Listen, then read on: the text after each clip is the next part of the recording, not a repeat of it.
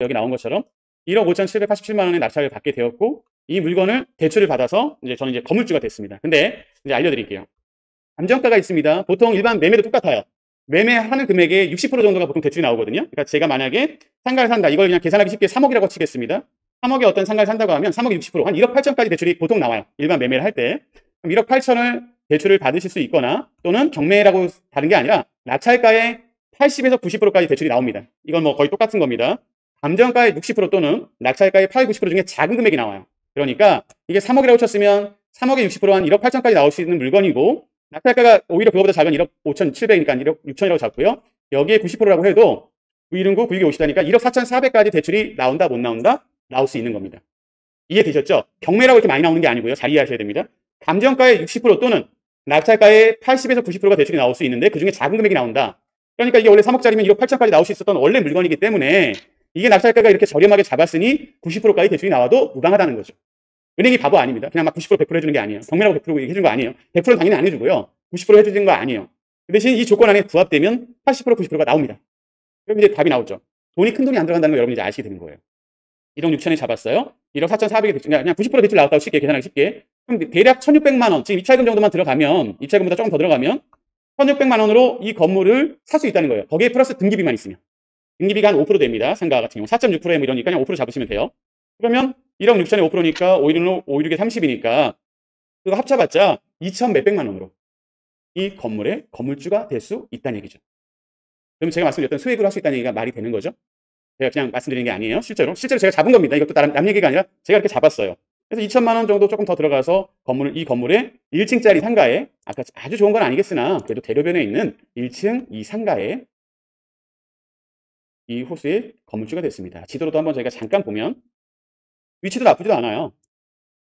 보시면 여기 이제 지하철역도 있고 대로변에 여기 CGV도 있고 한 대로변 쪽, 요 라인 쪽에 큰 길 쪽에 있는 물건이에요. 로드뷰로 조금 이게 좀 화면이 그런데 여기 대로변에 있는 이 물건의 1층짜리 상가가 어쨌거나 감정가 3억 가까이 됐던 거를 이 금액에 잡았다고 하면 한 절반 조금 넘는 금액에 잡았다고 하면 나쁘지 않은 거잖아요. 그것도 괜찮은데 이 물건을 살 때 실제로 들어간 금액은 2천여만 원밖에 되지 않았다.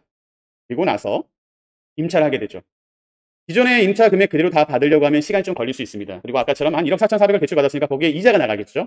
상가는 좋은 점은 월세를 받아서 이자를 빼고 나오면 너무나 좋은데 이자를 반대로 말하면 세입자가 없으면 매달 이자를 내야 되고 또 관리비를 내야 되는 단점이 또 있는 거예요. 거꾸로 말하면. 그래서 저는 욕심 부리지 않고 낙찰받고 이렇게 되면 빠른 시간 안에 세입자를 임대에 놓으려고 해요. 어떻게? 조금 싸더라도 빨리 놓는 걸 좀 선택합니다.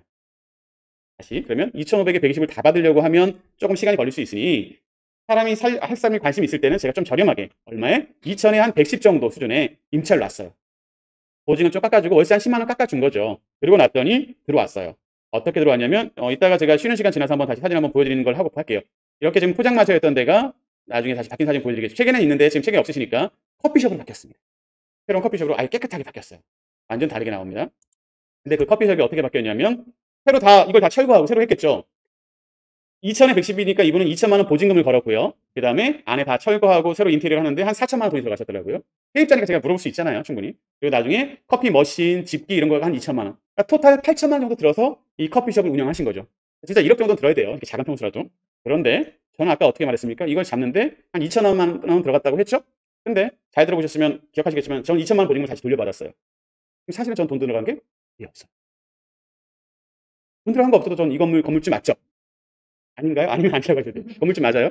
근데 반대로 아까 원래 제일 안타까운 분이 계셨던 분은 보증금과 권리금과 입찰금까지 해서 8천여만 원, 6천만 원, 7천만 원의 큰 돈 손해보고 나가셨어요. 하나도 못하고. 그리고 새로 들어온 세입자는 8천만 원 들여서 세입자가 됐고 저는 2천만 원으로 건물주가 됐습니다. 자, 이제 해볼게요. 우리가 보통 2천하고 8천 하면 8천이 더 좋은 거 같이 보이겠지만 2천만 원짜리 건물주, 8천만 원짜리 세입자 여러분 어떤 거 하시겠습니까?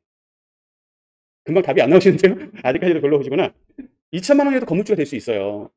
근데 8천만 원으로 세입자를 몰라서 들어왔겠죠. 대부분들은. 대부분이 그러실 겁니다. 지금 들으시면서도 또는 처음 아는 분들은 다 그러실 거예요. 왜? 몰랐으니까.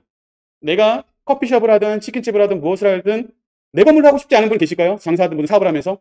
아닐 겁니다. 다 내 건물로 하고 싶은데 문제는 내 건물로 살 수 있는 돈이 없어서 못하는 것뿐이죠. 비싸다고 생각하고 내 돈 많이 들어가겠다는 생각하니까. 근데 말씀드린 이대로 경매로는 원래 1억 5천 6천짜리가 아니잖아요. 한 3억 가까이 되는 물건을 경매로 이렇게 사서 내가 대출 받고 났더니 실제 내가 투자된 금액은 아까 보증금 정도 금액 2천 얼마 정도 돈으로 이 건물을 내 건물로 만들어서 사실 사업할 수 있었던 거예요. 그러니까 만약에 나중에 들어 이 세입자분이나 이 기존의 이분이 정말 조금만 더 잘 알고 하셨다면, 이분이 제대로 대출까지 다 준비하셨다면 이분은 그냥 낙찰받아서 자기 건물로 다시 포장마차를 운영할 수도 있었던 거고, 기존 세입자도. 또는 새로 들어왔던 커피숍 그분이 8천만 원을 했던 그분은 그 보증금 정도로 이 건물을 낙찰받았다면 나머지 시설비 6천만 원 들어갔겠지만 내 건물에서 커피숍을 운영했었다는 거죠. 엄청난 차이입니다.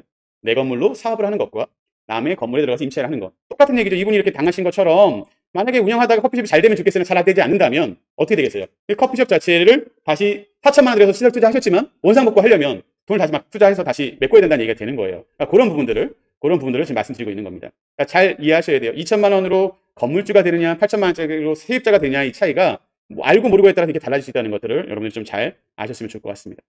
이거는 또 어떤 분들이 이러시더라고요. 이걸 책에 썼더니 예전 그 자료 때문에 아니면 공부 때문에 이렇게 했더니 어떤 분들은 이거 예전이랑 그렇지 지금은 안 되잖아, 이런 말씀을 또 많이 하세요. 그래서 제가 최근에 했던 물건 또 한번 보여드리도록 할게요. 예전에